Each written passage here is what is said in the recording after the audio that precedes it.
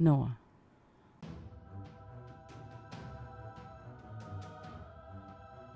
The flood circa 2321 per Jewish tradition. During this period, man turned wicked. The earth was corrupted and filled with violence. Therefore God repented of ever creating them and decided to destroy men and all beasts from its surface, except for Noah, who was a righteous man. Noah was the 10th generation descendant of Adam from Seth.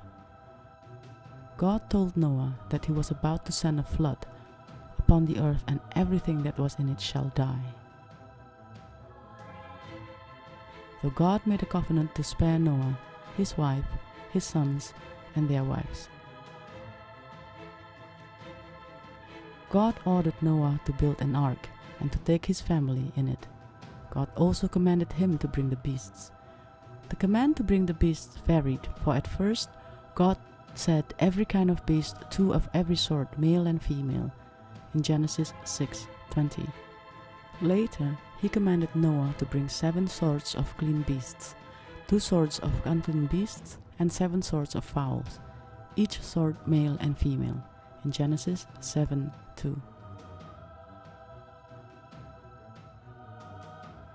Noah did according to God's command. And when Noah was 600 years old, all the fountains of the great deep broken up, and the windows of heaven were opened. It rained for 40 days and 40 nights, and the water prevailed for 150 days. The water covered all the hills and mountains. All the beasts and every man died, except for Noah and everything inside the ark.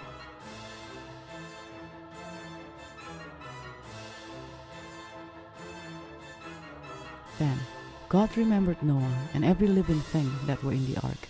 So he restrained the water from the heaven, and the water returned to earth continually. On the 7th day of the 7th month, the ark rested upon the mountains of Ararat, today Turkey. The water decreased continually until the 10th month. The tops of the mountains could be seen again.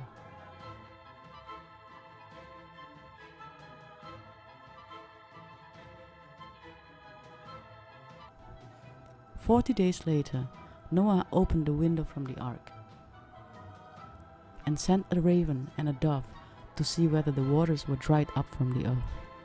But the dove found no rest for the sole of her foot, and she returned to Noah in the ark. 7 days later, he tried again.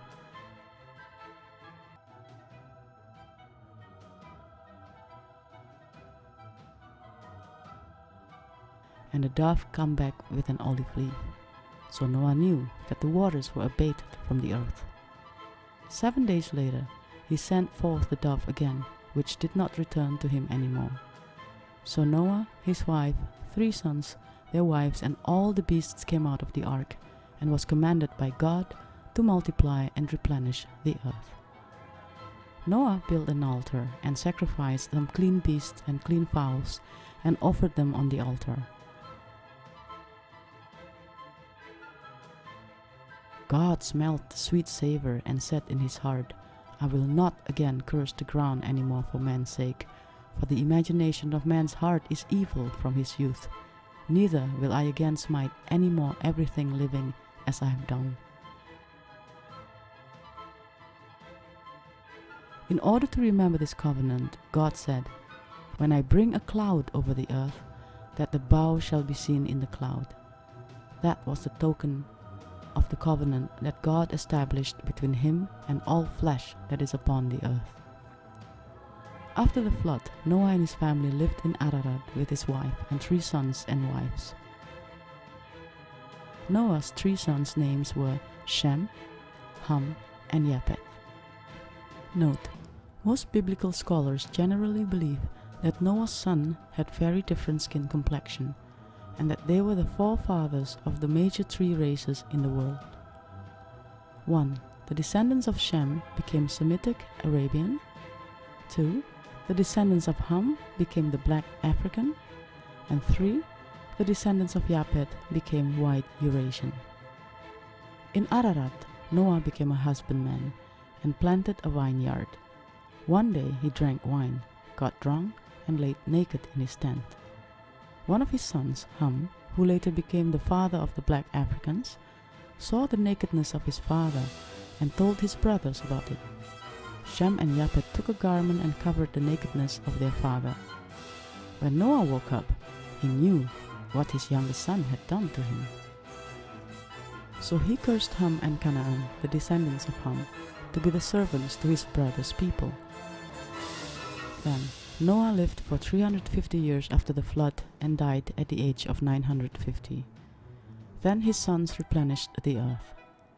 From Ararat, his children journeyed to the land of Shinar, today Iraq, and dwelt there. They became the forefathers of many nations.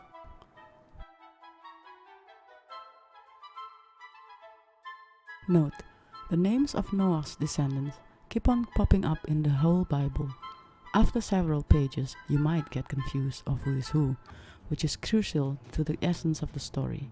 Racial or tribal issue is a very big topic in the Old Testament and continues to a lesser degree in the New Testament. Therefore, it is important to remember several names if you really want to understand the essence of the whole story.